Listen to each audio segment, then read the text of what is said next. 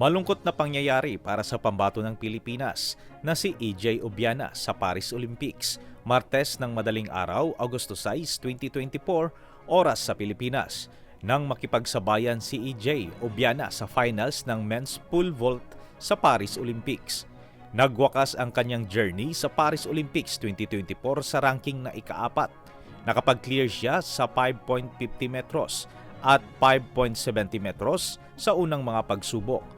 Sumubok siya sa 5.80 metros, ngunit nabigo siya sa kanyang unang attempt. Nagdesisyon si EJ na laktawan na lang ang 5.80 metros at magpatuloy sa 5.90 metros ng kanyang nalampasan sa unang pagkakataon. Ngunit sa 5.95 meters, 3 beses siyang sumubok, ngunit hindi na niya ito nalampasan.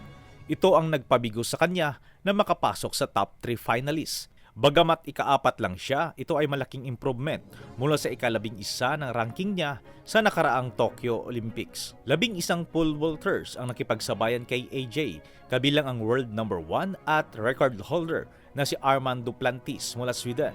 Nanalo ng gintong medalya at nakapagtala ng bagong Olympics world record na 6.25 meters. Nakakuha naman ang pilak si Sam Kendricks ng USA, 5.95 meters, at bronze si Emmanuel Karalis ng Greece, 5.90 meters. At para sa Bagong Pilipinas, maraming salamat.